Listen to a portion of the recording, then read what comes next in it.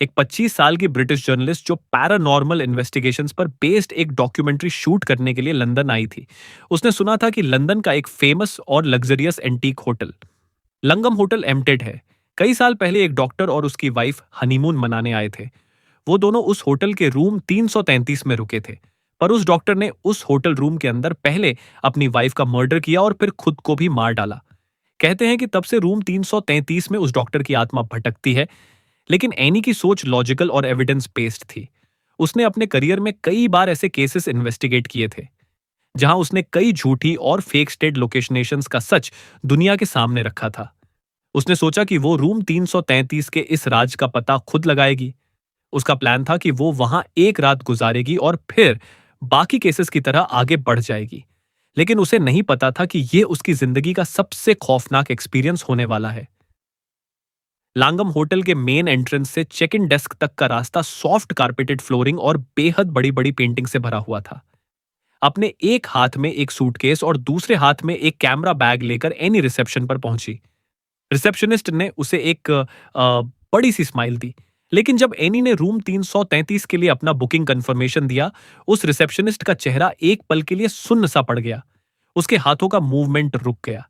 Any ने उससे पूछा कि उसे अचानक से क्या हुआ, तो वो सॉरी मैम कहकर फिर से मुस्कुराने लगी।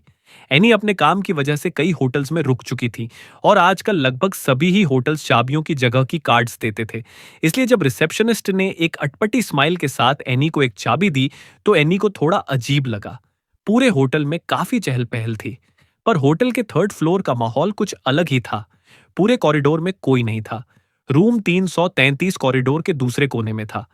उस कॉरिडोर की वॉल्स पर पुरानी पेंटिंग्स थी जिनके कलर्स फेड हो चुके थे। वॉल लैम्प्स डिम थे और उनकी पीली रोशनी में हर चीज की परछाइयां कुछ ज्यादा ही गहरी लग रही थी। कारपेट काफी पुराना सा था, जैसे उसकी सफाई ही नहीं हुई है। हर कदम पर पैरों के नीचे की लकड़ी हल्की सी आवाज कर रही थी। रूम का दरवाजा डार्क पॉलिश्ड वुड से बना था, जिसमें ब्रास का एक हैवी हैंडल था। संगीता, जब एनी ने वो हैंडल पकड़ा तो वो कुछ ज्यादा ही ठंडा था। दरवाजा खुलते ही एनी का स्वागत अंधेरे से हुआ। उसने अपना सूटकेस नीचे रखा और फोन की टॉर्च ऑन की और संगीत रूम के स्विचेस ढूंढने लगी। रूम का डेकोर विक्टोरियन स्टाइल का था। एक बड़ा king size bed, antique dressing table और एक फुल लेंथ मिरर जो डायरेक्टली बेड के सामने वॉल पर लगा हुआ था।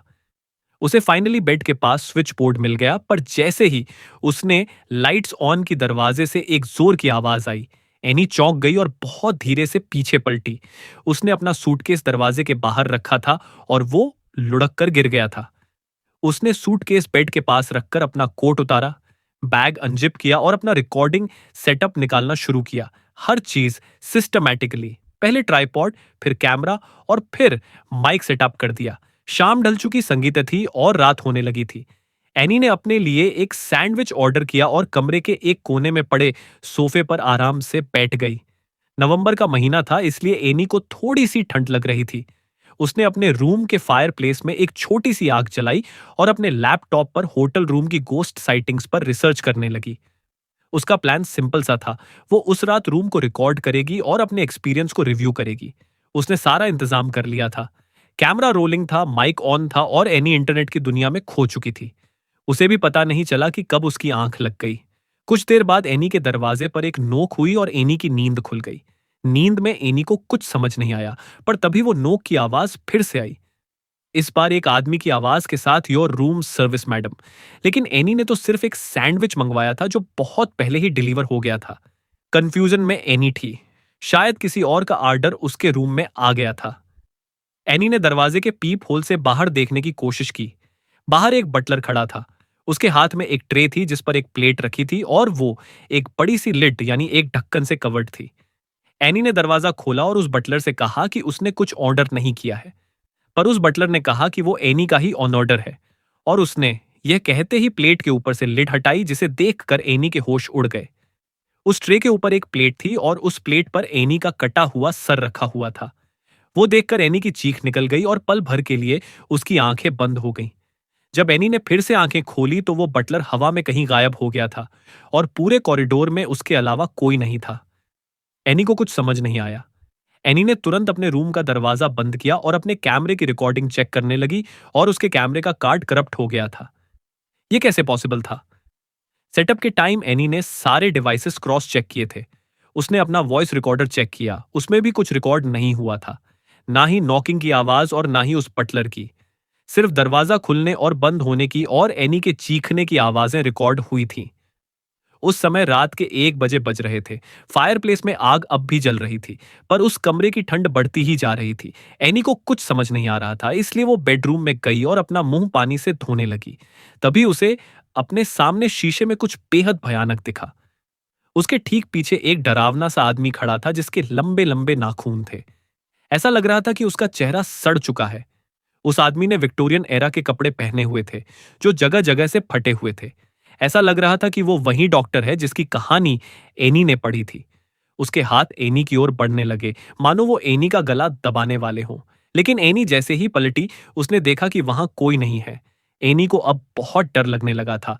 उसे लगा कि अब उसका उस रूम में रहना सेफ नहीं है। उसने जल्दी से अपना सामान पैक किया और रूम से बाहर निकलने लगी।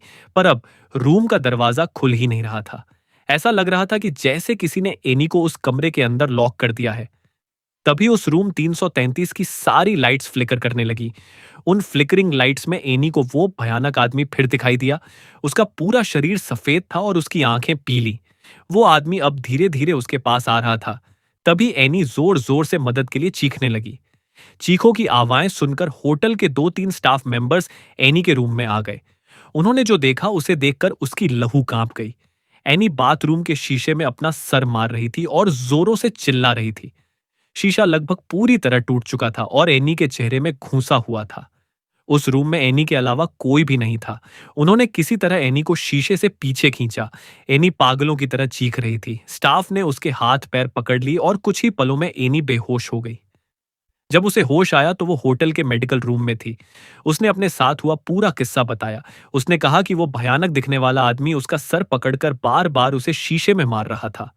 बाद में उसे एक होटल स्टाफ से पता चला कि वो डॉक्टर की आत्मा ही थी, क्योंकि उसने अपनी बीवी को भी बिल्कुल इसी ढंग से मारा था।